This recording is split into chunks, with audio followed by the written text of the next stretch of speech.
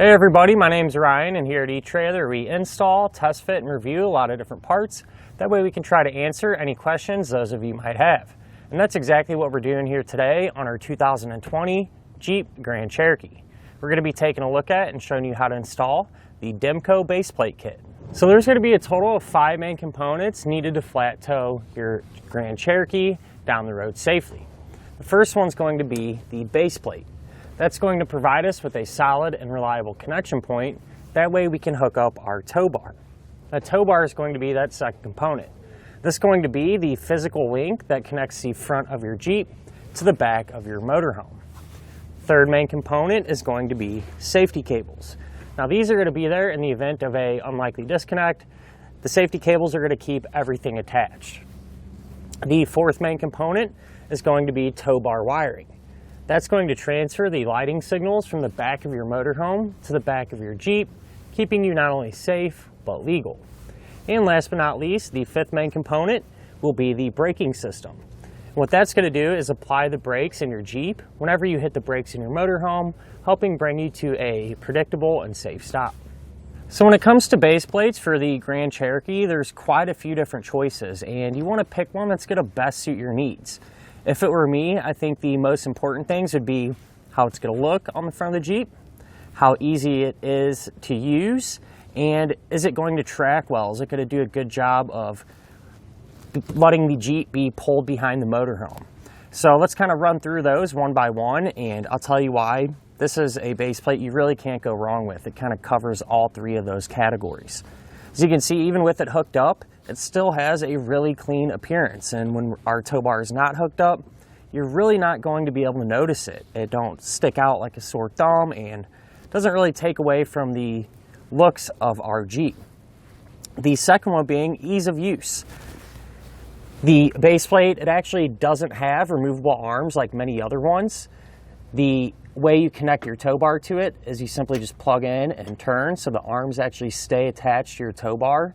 And that's a little bit different than most others. A lot of the other ones actually have a separate removable arm that you got to put in, connect to the base plate, and then hook up your tow bar to. So it's just one less component you're not going to have to think about. And the third one being how it tracks. So the base plate is nice and wide, about as wide as you can get for the Grand Cherokee. And because of that space, it's going to kind of do a good job of letting our tow bar pull it. So what I mean by that extra width, whenever you're going around tight turns and anything like that, it's really going to do a good job. You're not going to have to worry about any interference or getting too close to your motorhome. So just to give you an example on how easy it is to hook up to the base plate, we'll go ahead and do that now. And to me, that's really important. You don't want to waste a bunch of time when you're trying to get on the road and enjoy yourself with your friends and your family. So you can see the arms here actually stay attached to our tow bar. And so when you're ready to hook up, I'm just going to line everything up, and we're going to push it in and rotate it about a quarter turn to where that hole and the arm will line up with the hole in the base plate. Work that in, line it up, and we'll just take our pen and slide that into place. And even the safety chain openings are really easy to get to. Really no any interference, so these are a breeze as well.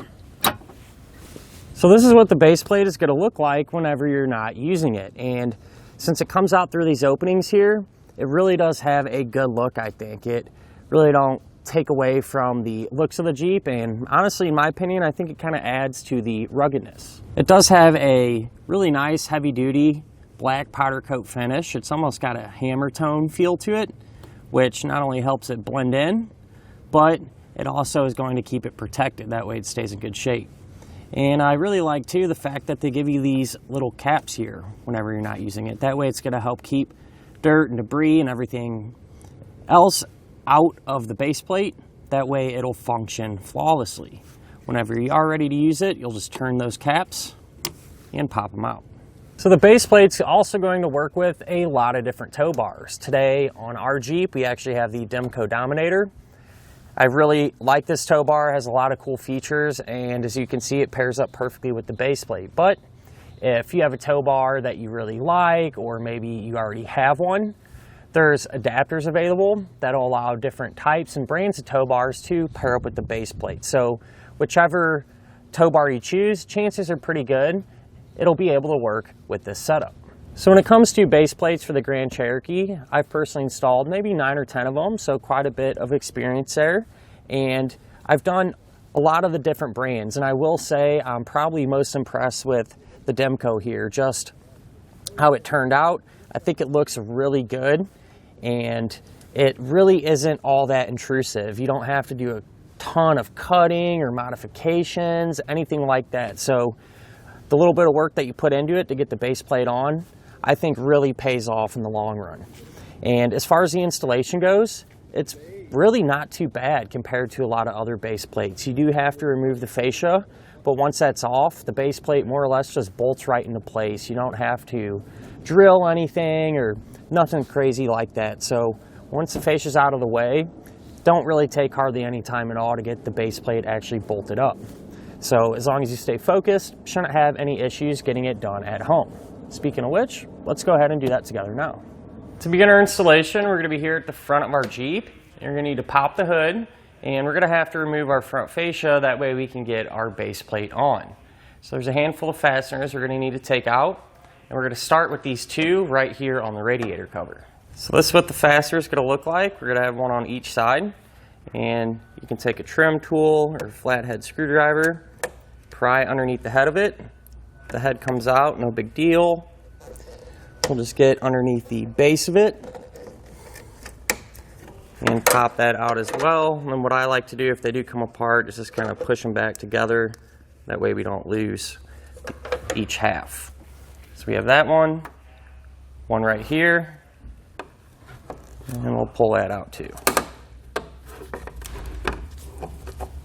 Now if we move to our front wheel wells, we're going to have 3 fasteners we need to take out. And I want to mention from this point on, anything we do to this side of the Jeep, we're going to repeat on the other side because it's set up the same way. So it kind of helps to turn your tires in or out, give you a little more room. This bolt up here is a 10 millimeter. We'll pull that out. And these 2 fasteners are going to be plastic rivets. So we need to drill the center of them out.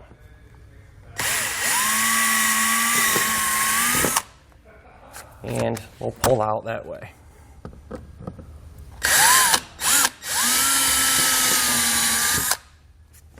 Now we need to kind of pry loose this plastic wheel well trim molding, and we need to get it up to about here after the fascia and quarter panel meet. So pretty straightforward here. You can kind of just grab the bottom of it and carefully pull it out. You can see these are the clips they're holding it in. So about right there, that's all we need to pull it out. Now underneath the front of our Jeep, along this front edge of our fascia, we're going to have a total of 4 pushpin style fasteners, just like this, that we need to pull out. These I find it a little easier just to use a flathead screwdriver, but very similar to the ones we took out earlier. Just going to pry underneath the head and the base if necessary to pull them out.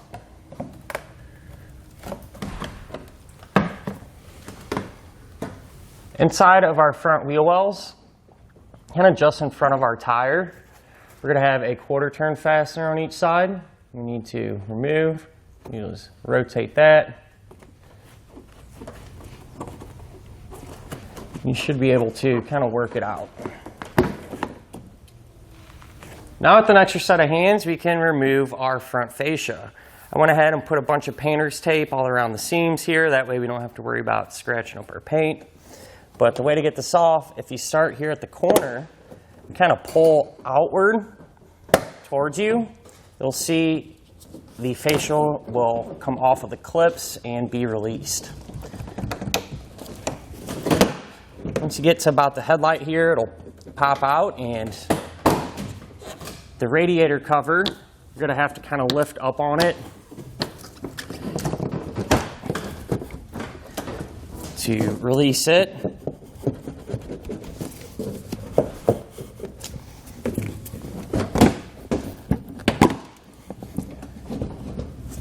And once we have everything broke loose, we can carefully start to pull the fascia back.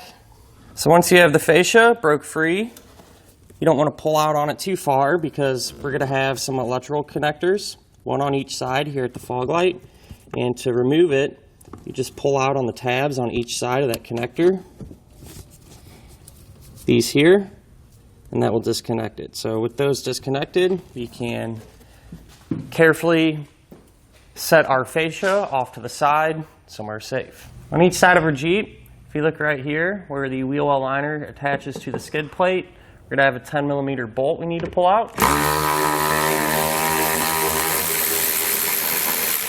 Get that removed, and while we're right here, if you look just on the front edge of the skid plate, there's going to be another 10mm.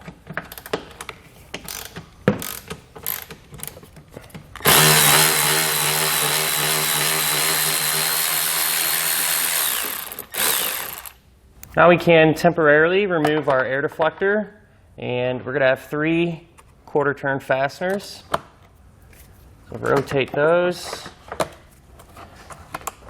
pull them out, and we'll just set this off to the side for now. Here in the center of our Jeep, we're going to have 2 more fasteners holding on the front of our skid plate. We're going to pull those out too. On this side, we'll have a 10mm.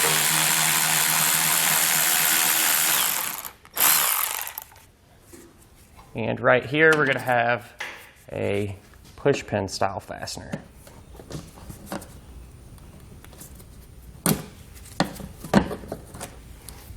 Now let's go over our attachment points and the hardware that we're going to use to secure our base plate. We're going to have 2 on each side. These factory weld nuts are in the bottom of the frame.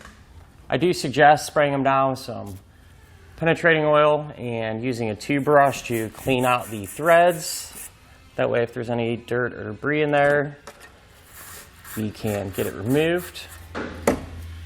And the hardware that we're going to use will be a bolt, a split lock washer, and a fender washer. That hardware is going to be the same for all the attachment points. So once we have our base plate up, sitting flat against our frame rail, these are simply just going to thread in.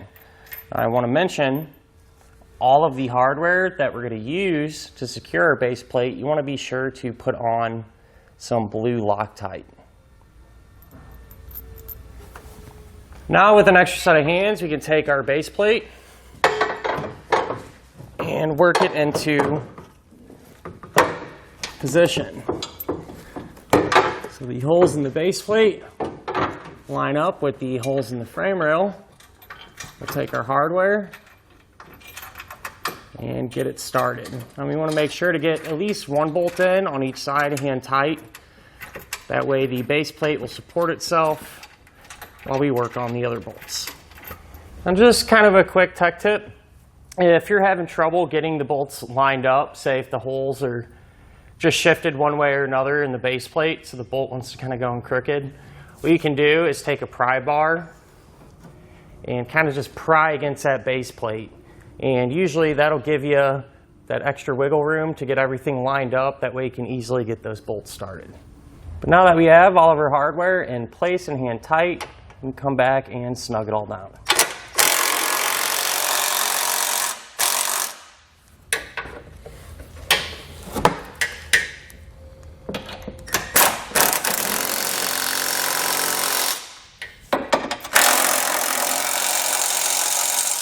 And don't forget to come back with a torque wrench and tighten down all the bolts to the amount specified in the instructions.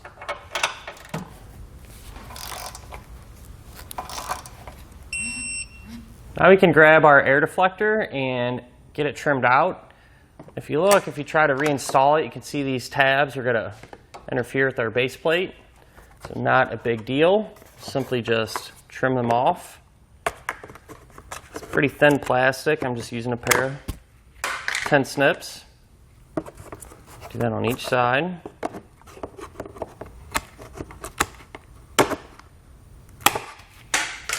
And with those out of the way, we can now take it, put it back into position, and re-secure it. once this is resecured, we come back and resecure the hardware that we removed that was holding up the front half of our skid plate.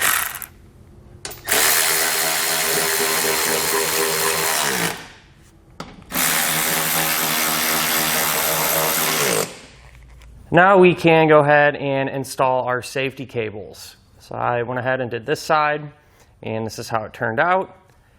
All I did was take the cable, kind of bend it in half, push it through this opening here just on top of our base plate, and you can see it kind of comes looping around the back side, so something like that.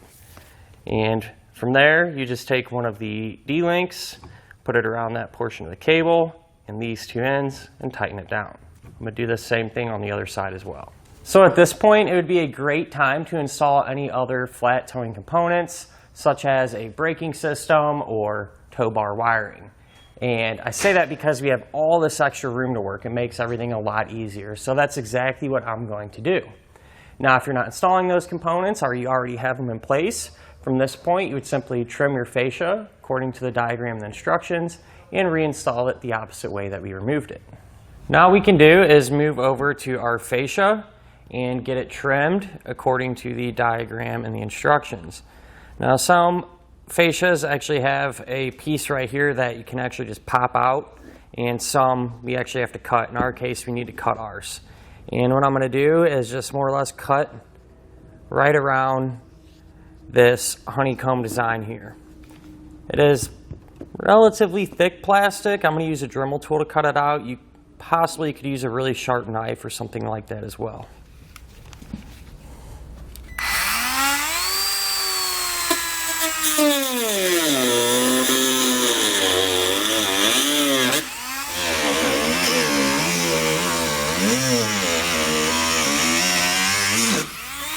Around the corners here, I do suggest using a utility knife to kind of get around those edges. I kind of scored them with the cutoff wheel. Get that last little piece off. We can take the material, set it off to the side, and then we can kind of come back with some sandpaper or our knife and kind of clean up all these rough edges. So with our sides trimmed out, you can see how our base plate comes through. And I just simply pushed our fascia back into position. And what I'm going to do now is a little more trimming. Your setup may be a little different than this, but we have our tow bar wiring connector here, as well as our braking system breakaway switch. And what I'm going to do is just kind of cut these out accordingly. And I'm just going to use a pair of snips like this to do that. So I'll take out little by little and continue to do that until we get it exactly how we want it.